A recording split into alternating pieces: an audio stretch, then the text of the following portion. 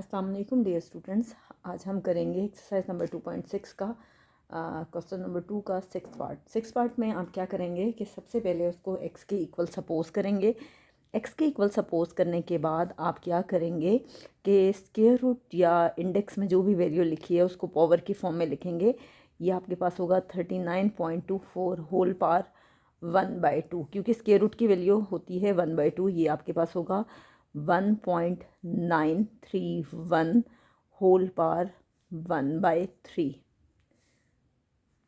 ये आपके पास होगा 64.4 होल पावर 1/4 और ये आपके पास होगा 23.91 होल पावर 1/2। ठीक है, इतना करने के बाद आप क्या करेंगे कि बोथ साइड्स का लॉग लेंगे। Taking log on both sides, taking log on both sides का जब आप लॉग लेंगे तो ये हो जाएगा लॉग ऑफ एक्स, और ये आपके पास क्या होगा, इसका आप लॉग लेंगे log of 39.24 whole power 1/2 multiply by 1.3931 whole power 1/3 divided by 64.4 whole power 1/4 multiply by 23.91 whole power 1/2। अब जो ऊपर वाली वैल्यू है ये आपके पास है m के इक्वल और नीचे वाली वैल्यू डिनोमिनेटर पे n के इक्वल है। तो यहाँ पे क्या हो रहा है कि आपके पास सेकेंड लॉ अप्लाई हो रहा है by using second law. Second law आपसे ये कहता है कि log base b of m divided by n equal है log base b of m minus log base b of n। आप इसकी इक्वल लोगे किससे, log ऑफ x में तो कोई चेंज नहीं आएगा। आपने इस पर लॉ अप्लाई किया, log ऑफ m होगा, m क्या होगा 39.24 whole power 1/2 multiply by 1.931 whole power 1/3। ये आपके पास है m minus log of n कितना होगा 64.4 whole power 1/4 multiply by 23.9 whole power 1/2।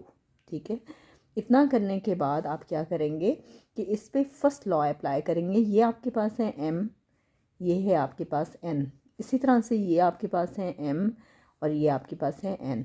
और यहाँ पे क्या होगा, आपके पास फर्स्ट लॉ अप्लाई होगा और फर्स्ट लॉ आपसे क्या कहता है बाय यूजिंग फर्स्ट लॉ में आपके पास क्या है log base b of m multiply by n equal होता है log base b of m plus log base b of n। इन दोनों के इक्वल आ जाएगा। ये क्या करेंगे हम log ऑफ x, हम इन दोनों वैल्यूज़ के इक्वल लेंगे। log ऑफ m कितना है 39.24 होल पावर 1/2। अब यहाँ मल्टीप्लाई की जगह आ जाएगा plus log of 1.931 whole power 1/3। ठीक है, माइनस, अब इस पे बेशक आप अभी ब्रैकेट लगा दें, minus log of 64.4 whole power 1/2। ये मल्टीप्लाई है तो यहाँ पे भी प्लस आ जाएगा log of 23.9 whole power 1/2। Next step में हम स्मॉल ब्रैकेट को ओपन करेंगे तो जो प्लस है वो क्या हो जाएगा minus log of x is equal to log of 39.24 whole power 1/2 plus log of 1.931 whole power 1/3 minus log of 64.4 whole power 1/2 plus minus क्या होगा minus log of 23.9 whole power 1/2। Next हम क्या करेंगे कि हम इस पे अप्लाई करेंगे by using third law apply करेंगे। थर्ड लॉ आपसे क्या कहता है log base p of m power n, power पहले आ जाएगी और log बाद में, ठीक है। तो आप इसमें ये अप्लाई करेंगे कैसे, log of x is equal to 1/3 log of 39.24, यानी पावर पहले आ जाएगी log बाद में, प्लस इस पे भी पावर पहले आएगी 1/3 log ऑफ 1.931, इसमें भी पावर पहले आएगी 1/2 log ऑफ 64.4, और इसमें भी पावर पहले आएगी -1/2 log ऑफ 23.9। नेक्स्ट पेज पे मैं ये वाली लाइन अगेन लिखूँगी ताकि आपको आसानी से समझ में आ जाए। जी स्टूडेंट्स, मैंने यहाँ पे इस पेज पे लिख लिया। अब आप क्या करेंगे कि सबसे पहले इसका करेक्टरिस्टिक फाइंड करेंगे, जो कि मैंने आपको सिखाया हुआ है। कैसे आएगा करेक्टरिस्टिक, यहाँ पे ये इसकी रेफरेंस पोजीशन है, पहला डिजिट नॉन ज़ीरो होना चाहिए, डेसिमल मूव करेगा राइट टू लेफ़्ट, तो इसका करेक्टरिस्टिक कितना होगा 1, क्योंकि ये 1 डिजिट मूव किया है तो इसका करेक्टरिस्टिक होगा 1, ठीक है। ये पॉइंट मैं इसलिए लगा रही हूँ कि मंटीसा के साथ हमें लगाना पड़ेगा, इसलिए मैं पहले से ही लगा रही हूँ। और ये लॉग में आपको फाइंड करना पिछली वीडियोस में एक्सप्लेन कर चुकी हूँ। +1/3, आप देखें अब फर्स्ट डिजिट के बाद डेसिमल है तो इसका मतलब है कि इसका करेक्टरिस्टिक 0 होगा, और साथ में आप ये पॉइंट लगा लें, ठीक है। नेक्स्ट आप क्या करेंगे 1/4, यहाँ पे भी आपको करेक्टरिस्टिक फाइंड करना है। तो रेफरेंस पोजीशन आपके पास ये है, क्योंकि पहला डिजिट नॉन ज़ीरो होना चाहिए, उसके बाद आपके पास रेफरेंस पोजीशन है, डेसिमल मूव करेगा राइट टू लेफ़्ट, तो ये आपके पास क्या आ जाएगा 1 पॉइंट, ठीक है। नेक्स्ट है जी 1/2, यहाँ पे भी डेसिमल मूव करेगा, तो ये रेफरेंस पोजीशन है, डेसिमल यहाँ से यहाँ आएगा, 1 डिजिट मूव करेगा तो ये आ जाएगा 1 पॉइंट, ठीक है। इतना करने के बाद आप क्या करेंगे कि अब आप लॉग टेबल पे 39 को पहले 2 पे देखेंगे और फिर आप देखेंगे 4 पे। तो मैं देखें आपके सामने देखती हूँ 39 को 2 पे और फिर 4 पे। ये आपके सामने लॉग टेबल है, मैंने लॉग टेबल की जगह पहले एंटी लॉग टेबल ओपन कर दिया था, आपने ये गलती नहीं करनी, ठीक है। 39 को हम देखेंगे 2 पे, तो ये देखें 39 को जब हमने 2 पे देखा तो ये आ रहा है 5933। जब आप अपने सामने लॉग टेबल खोल के रखेंगे तो आपको बहुत आसानी से ये समझ आ जाएगा। 5933 आ रहा है, आप भी चेक कीजिएगा, आपके पास यही आएगा। नेक्स्ट है आपके पास कि अब हम इसको देखेंगे 4 पे, यानी मीन डिफरेंस कॉलम पे 4 पे 39 को देखेंगे। जब हमने 4 पे देखा तो ये देखें 4 को आप देखें 39 पे, तो ये एग्जैक्ट 4 आ रहा है, ये मैंने 4 इसमें ऐड कर दिया। 4 + 3 आपके पास 7 आ गया, यहाँ कोई डिजिट नहीं है, 0 लगा दें, 0 लगा दें, 0 लगा दें। 3 + 0 3, 9 + 0 9 एंड 5 + 0 5, ये आ गया 5937, ठीक है। नेक्स्ट आपके पास है कि 19 को हमने देखना है 3 पे लॉग टेबल पे, ये देखें आपके सामने फिर लॉग टेबल मैंने खोला। 19 को आपने देखना है 3 पे, देखिए इसमें 2 रोज़ हैं, एक ऊपर दी हुई है और एक नीचे। अगर ये ऊपर है तो आप ऊपर वाले पे ही देखेंगे। 39 को आप देखें, 19 को सॉरी आप देखेंगे 3 पे, तो 3 पे आ रहा है 2856, क्या आ रहा है 2856। और आपने इसमें क्या ऐड करना है, मेन डिफरेंस कॉलम पे देखेंगे 1 पे क्या आता है, 19 को 1 पे देखेंगे मेन डिफरेंस कॉलम पे, तो ये 1 पे आ रहा है जी 2, 1 पे ये कितना आ रहा है 2, तो ये आ गया 6 + 2 8 582, ये आ गया 2858। नेक्स्ट है जी 64 को आपने देखना है 4 पे, 64 को 4 पे लॉग टेबल पे, तो हम देखते हैं 64 को 4 पे, ये आपके पास सामने लॉग टेबल है। 64 को 4 पे देखेंगे, ये देखें 64 है। जब हमने देखा 0 पे 1 पे 2 पे 3 पे एंड 4 पे, ये आ रहा है 64 को जब 4 पे देखा तो ये आ रहा है 8089, 8089। इस पे मीन डिफरेंस कॉलम में हम देख ही नहीं सकते क्योंकि नेक्स्ट डिजिट है ही नहीं, और अगर वो होता तो कितना होता 0, तो मीन डिफरेंस कॉलम में तो 0 होता ही नहीं है। नेक्स्ट है जी 23 को हमने देखना है 9 पे, 23 को हम देखेंगे 9 पे।